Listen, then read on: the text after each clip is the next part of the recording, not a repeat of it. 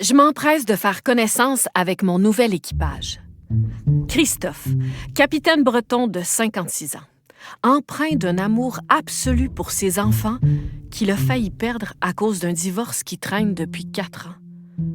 Un être vrai et touchant.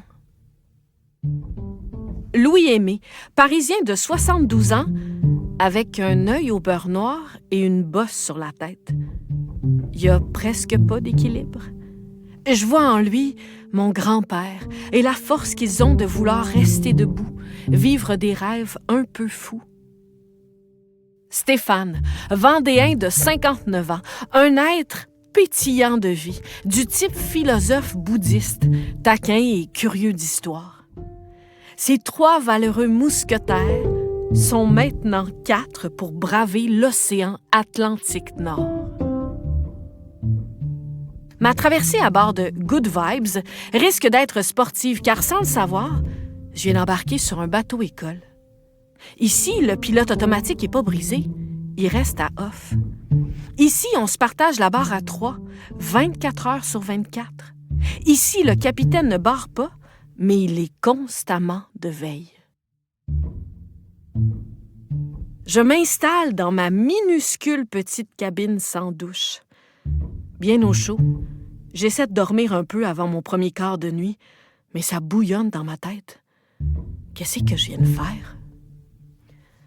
À peine endormi, c'est à toi.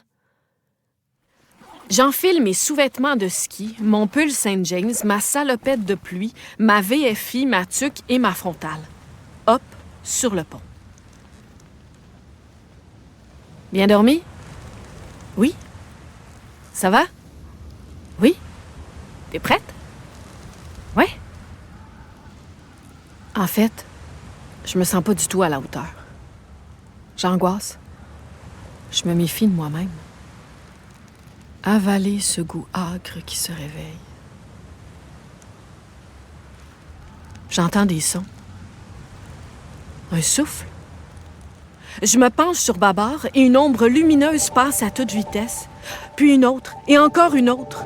Les corps souples de 5 dauphins se dessinent, nageant le long du bateau, luisant dans l'eau phosphorescente. C'est magique. Leurs silhouettes graciles surfent sur la grande houle atlantique. J'ai l'impression de faire une course avec eux et je me surprends à rire à gorge déployée. Rire? Enfin! J'avais oublié c'était quoi rire. Je ris d'un rire franc et la mer répond en bourrasque de vent dans mes cheveux. De temps à autre, une étoile filante scarifie la peau noire de la nuit. Elle emporte mes vœux.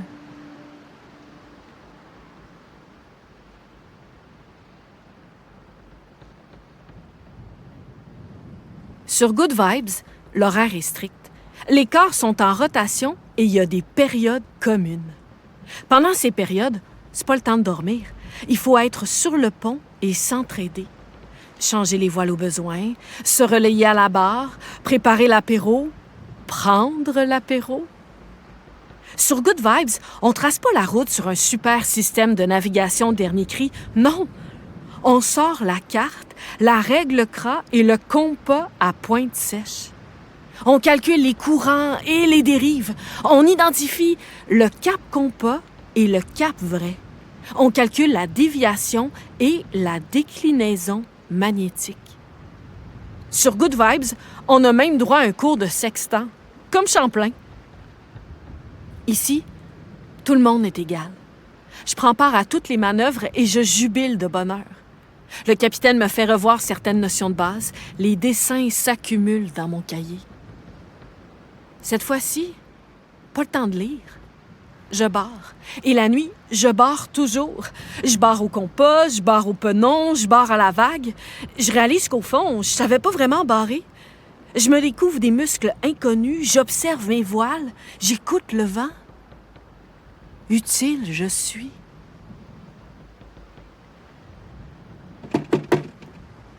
c'est à toi.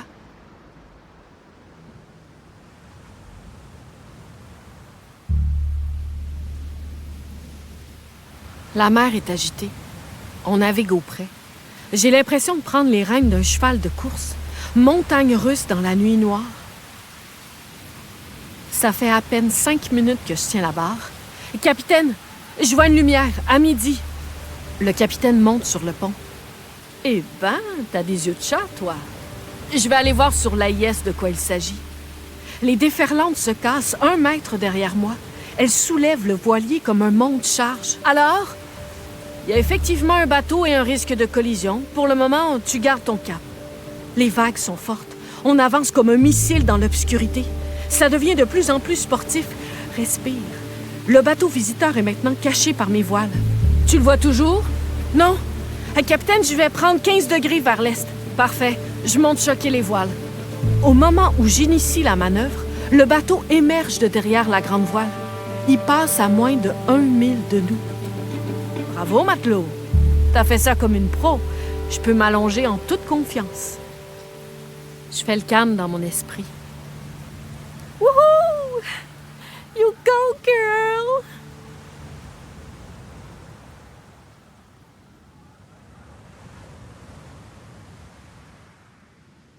Les 7 premiers jours, on avance comme jamais avec une moyenne de 178 000 en 24 heures.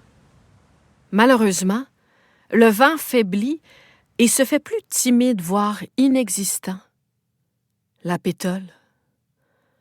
C'est alors que le capitaine donne l'ordre d'affaler toutes les voiles et de fixer la barre. Il se tourne vers moi. « Ta piscine est prête? »« Ma quoi? Tu m'as pas dit que c'était un de tes rêves de te baigner en plein milieu de l'Atlantique? Ici, tu peux sauter sans problème. Il y a 4500 mètres de fond. » Je l'embrasse sur la joue et je file mettre mon maillot. Je descends dans l'Atlantique tranquille. Baptême de mer.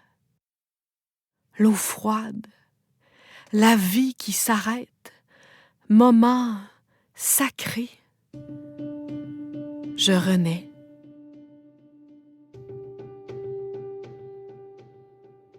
De retour sur le pont, les 3 mousquetaires m'attendent avec une chaudière d'eau douce pour me rincer du sel de mer. Je ferme les yeux, j'appréhende le choc thermique, mais à mon grand étonnement, c'est une douche chaude qui coule sur ma tête et mes épaules. Ils ont fait chauffer l'eau, juste pour moi.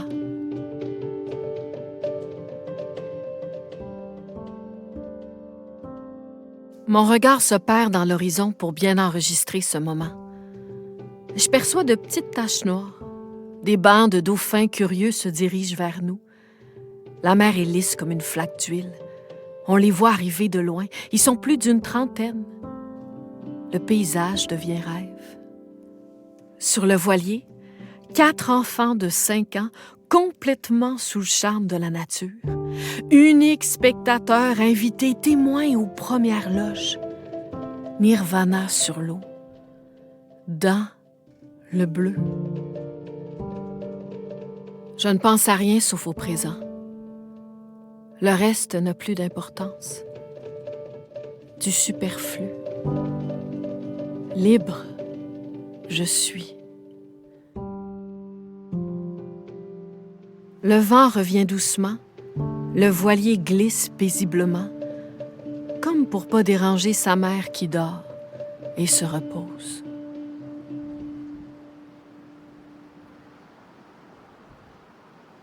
Après plus de 30 jours de navigation, 2 escales, 4240 milles nautiques, un changement de bateau et d'équipage, je touche terre, en France, à l'île aux Moines, complétant ainsi la 3e et dernière étape de ma transatlantique.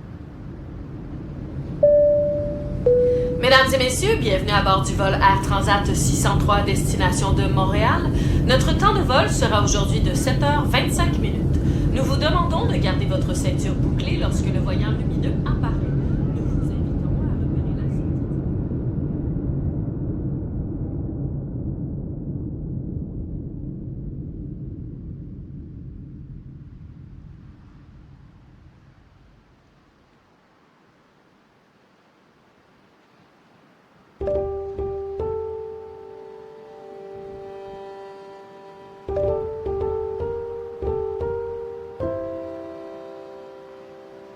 Fermer les yeux, ça tangue autour de moi.